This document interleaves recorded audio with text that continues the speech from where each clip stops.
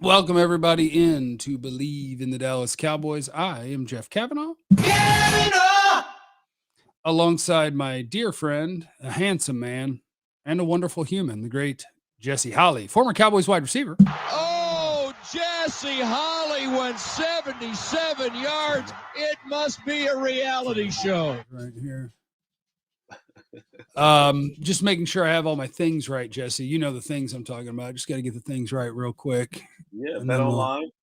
That's where you got to go. What we're gonna get that straight. Obviously, Jesse and I and Believe in the Dallas Cowboys is brought to you by our friends at Bet Online.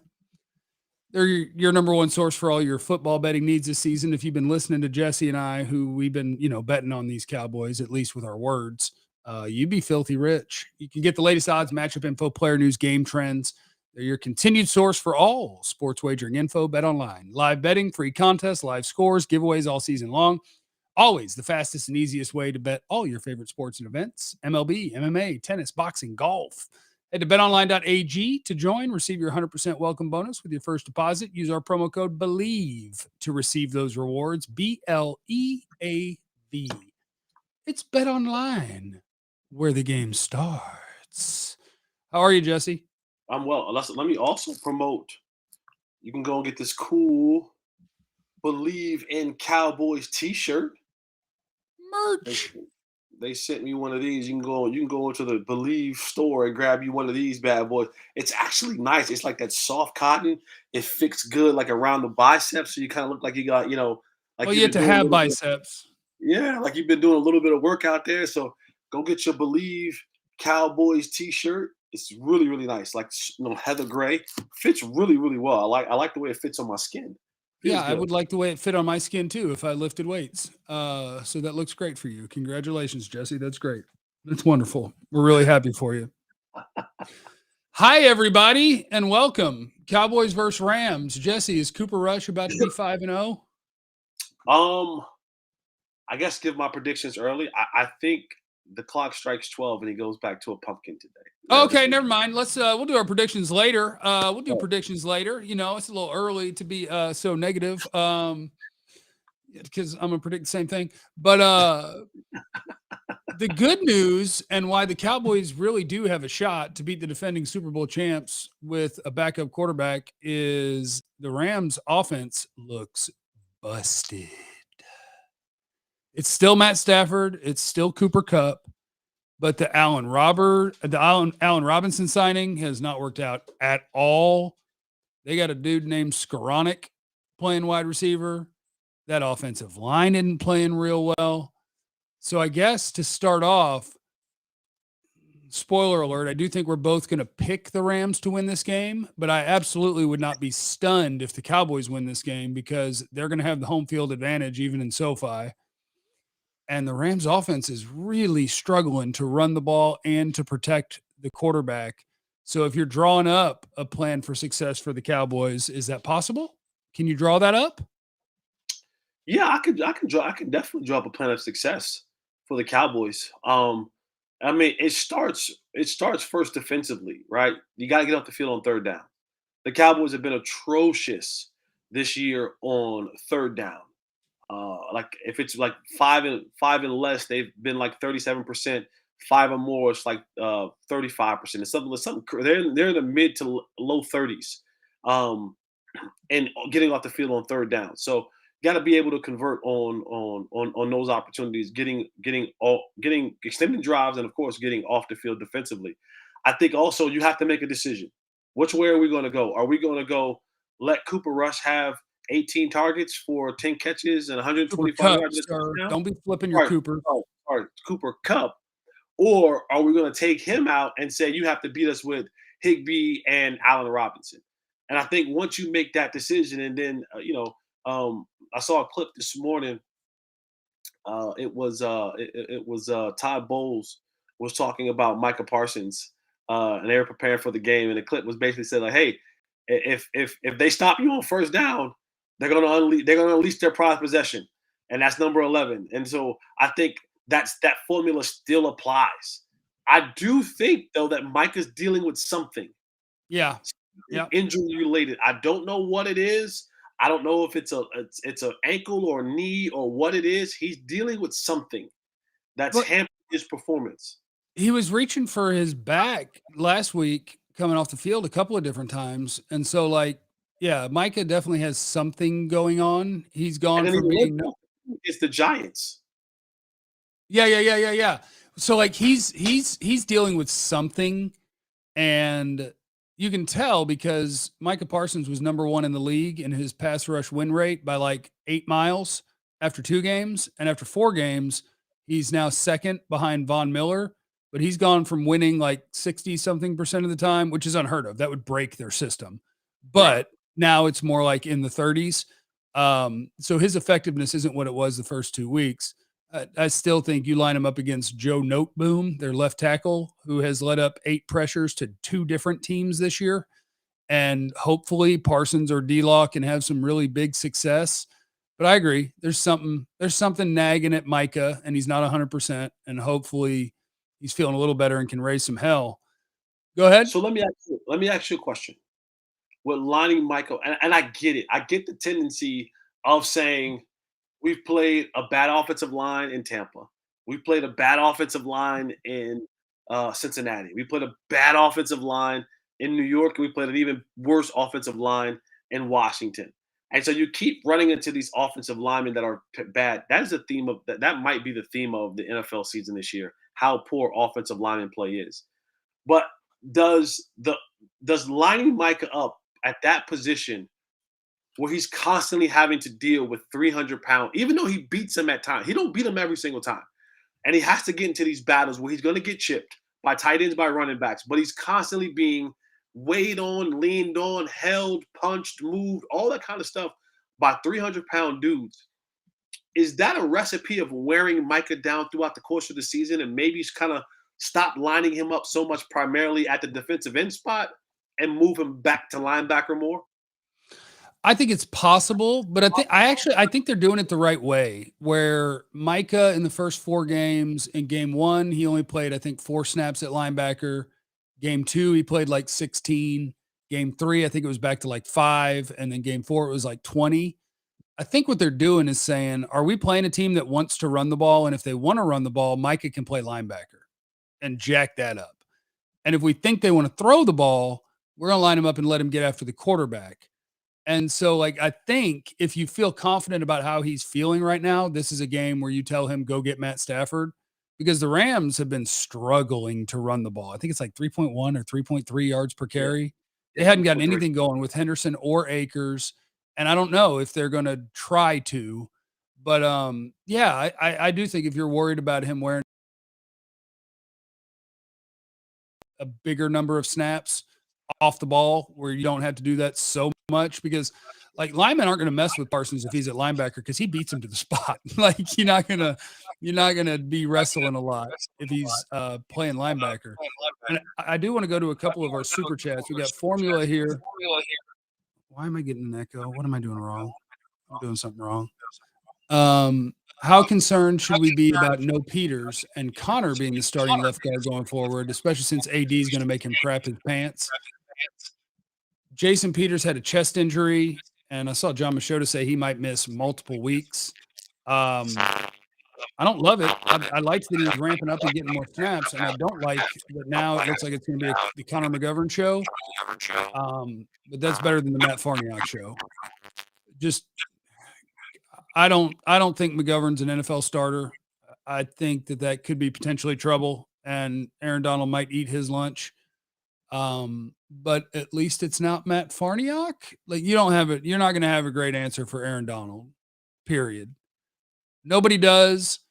And I'd have rather had 40-year-old old man strength, Jason Peters in there. But yeah, Aaron Donald might raise some hell this game.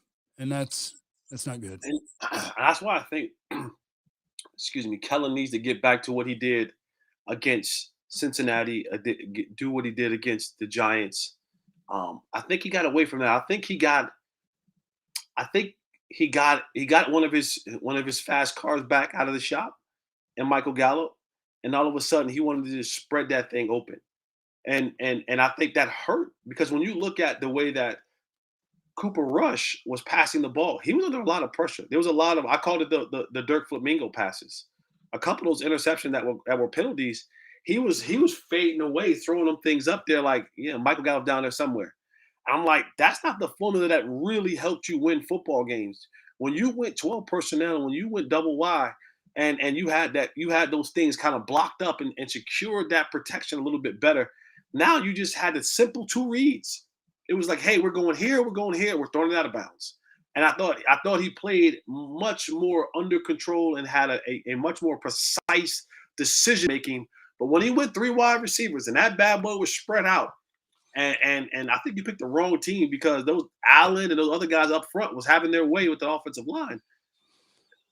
I didn't like that Kellen Moore glitched and went to that. I think he needs to get back to that, especially with you not having Peters and you having Greg Gaines and having Aaron Donald like in that middle. And they've added Greg Gaines to that front to allow, if you notice, they move Aaron Donald all up and down that line of scrimmage.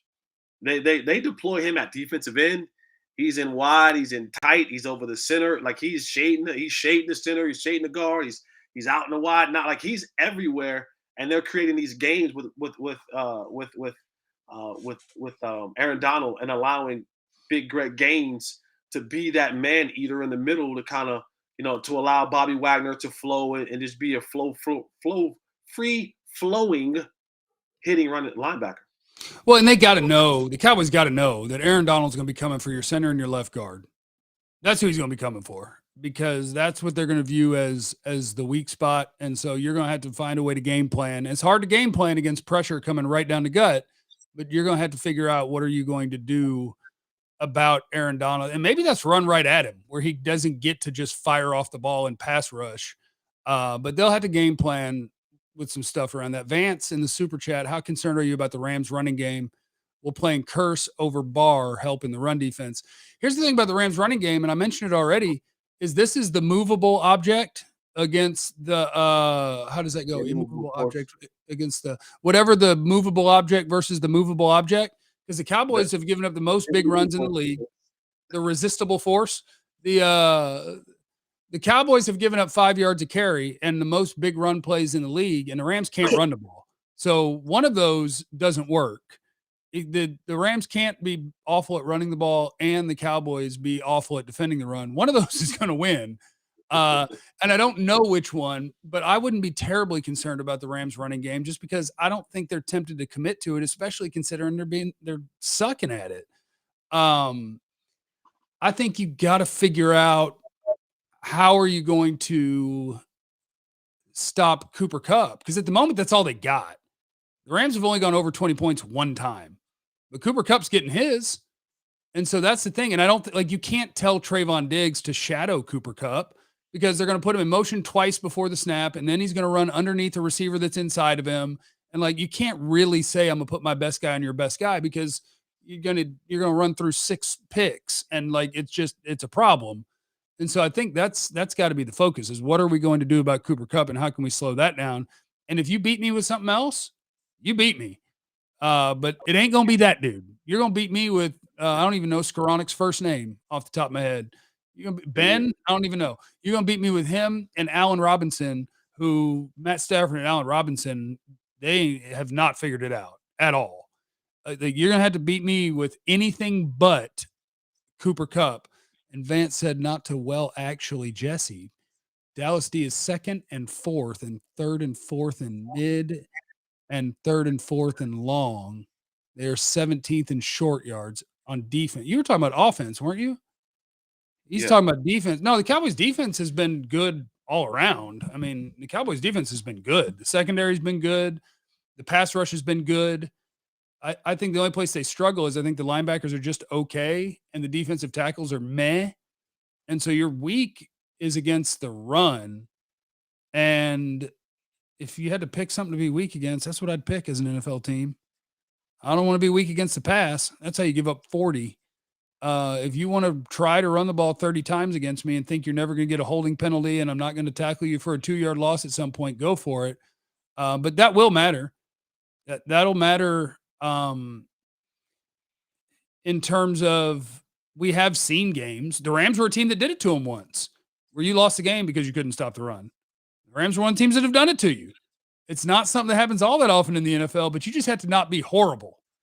And I kind of believe they won't be horrible. Kind of. Does Sean McVay go back to that game a year or so ago, 2 years ago, and say, "Hey, let's look at that game and see"? I know the players aren't the same, but is that something that they bring to because it's the Cowboys? What hurt that game was something that's been hurting the Cowboys forever. They just aren't strong up the middle, right? We don't have that big body up the middle, who is solely committed to getting and being a run-stopping clogger. And they want Bohanna to be that guy, but he's just, at this point, he's just not. At least not consistently. Right. And I honestly, I think that defensive line, I think the mentality of that defensive line now is they're chasing sacks. They are hunting down sacks. And I don't know if that's a good thing or a bad thing, but I think across the board, guys now, they have this thing of I'm gonna have the most sacks this week. And that could be great. But it's that time where I need you to go, hey, forget the sacks. We're like, if Washington had a quarterback who had the brain that was bigger than a walnut, life becomes very miserable for you last week. Like Carson Wentz, let's be honest, Carson Wentz is an idiot. And I'm not attacking the man, I'm attacking his football IQ. His football IQ is horrible. He has the ability to throw the ball at any angle, all over the field. Problem is, he is dumb as hell when it comes to conceptual football things at that position. And the way that they were running the football last week, especially in the first half, if they had a quarterback who was not even a whole, just a slightly competent on how to play that position from a mental aspect, would have given the Cowboys hell. But the Cowboys knew, all right, we might give up some running games, but Carson Wentz is going to be the same guy who defeats a sack of Micah Parsons and rolls to the right and having 10 seconds to throw the ball out of bounds to live to see another day, pumps it, and then throws it to the ground and gets not only do you lose it down, not only do you lose it down, and you get penalized 15 yards when you had every opportunity to throw the ball away. Like, that is the mental thing that you're dealing with a guy like Carson Wentz. So I look at this game and I'm saying, Matthew Stafford he'll give up the ghost sometimes too. He'll throw you a few. He'll keep coming at you, but he has if you get the running game going for them, he has a little bit better football brain than Carson Wentz. And that, coupled with who his offensive coordinator / head coach is, can give you a migraine headache if they get that thing rolling. Yeah, and it's shocking to me that Washington traded for Carson Wentz, because think about it from this perspective. If you watched the game last night, I thought Matt Ryan still had something left and Indy was going to be good, and I was wrong. Like, Matt Ryan's done. And Indy wanted Matt Ryan over Carson Wentz. Yeah. They know. Philly knew. Washington's just now finding out.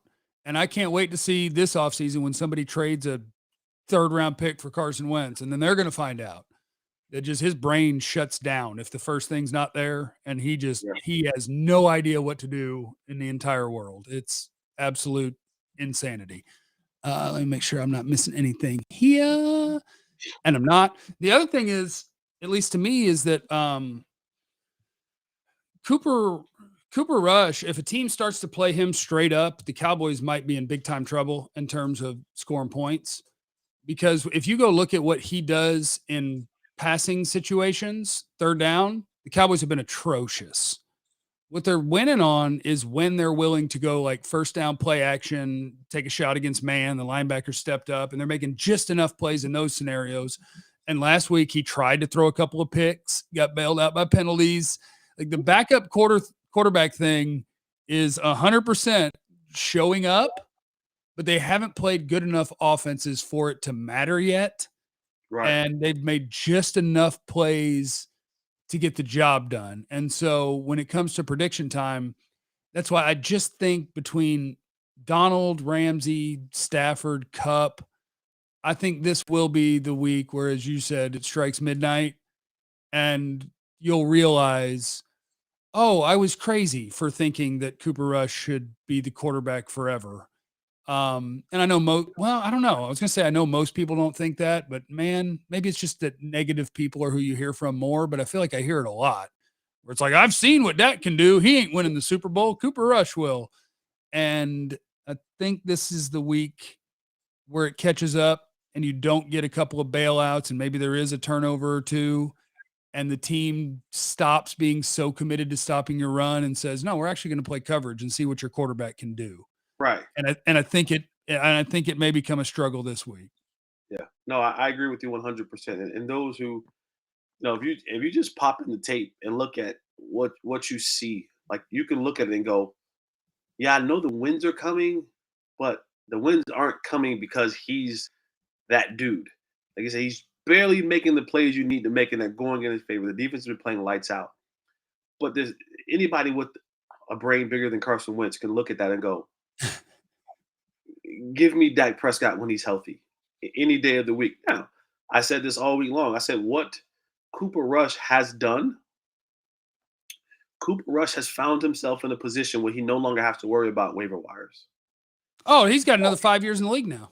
Yeah, he's done something that's going to make him more money than he's ever thought he could make. And someone next season will probably sign him to a 2 or 3 year deal, and it might be $30 million. Kind of like I don't see it being a Teddy Bridgewater deal where he got like 60 or whatever it may be. But someone he'll have a job always for the next 4 to 5 years where he'll make a couple $1 million a year, and then when it's all said and done, he'll look up and he'll go, "Wow, a dude who got cut mad times." Who wasn't wanted, I ended up making $25 million total at the end of this thing. I'm going to go and chill on my ranch and enjoy my youthful days with my wife and my children from the money that I stole from the league after just 4 or 5 games with the Cowboys. Yeah. And Marlon, anyone know how long Peters is out? We don't know. I've seen a lot of people reporting that he's doubtful for this week, but I believe John Machota said something along the lines of this could be a few weeks before you get Jason Peters back. What chest injury would last that long? I'm thinking a pec. I don't know. I'm thinking a pec because it's either a pec or a heart. Torn pec is the season, so maybe a strained pec. I don't even know. I'm trying to think of chest injuries that I've heard of. Maybe the clavicle, maybe the strained pec, or I don't know, like a chest injury or heart. I don't know. Yeah, I don't either. So when it comes to prediction time, I'm going 23-17 Rams, but I will throw out there the caveat that I won't be stunned if the Cowboys win this game, but they'll have to win on, as Todd Bowles said, they'll have to win on first down on defense, let the pass rushers loose, affect Matt Stafford, and somebody on that offense has to make the 3 big plays that can let them get into the mid-20s where the Rams struggle on offense can't keep up with it. But I'm going 23-17 Rams. I think that's what I went with on the show earlier. It was 23-17. Oh, really? It's a good score. That's what I went with earlier. I went with 23-17 myself. So I'll go 24-17, so we're not picking the same score. All right, rock and roll. Anything you want to add before you do your heart and I tell people to be cool to each other? Yeah, don't forget you can go on and pick up these cool Believe in Cowboys t-shirts. I don't know if we can do that, but whatever. They sent me some free merch, so I guess I'll promote it. Eliminate the contingencies. Yes, and remember, you have no idea what anybody's going through. This has been brought to you by Bet Online. So be cool to everyone.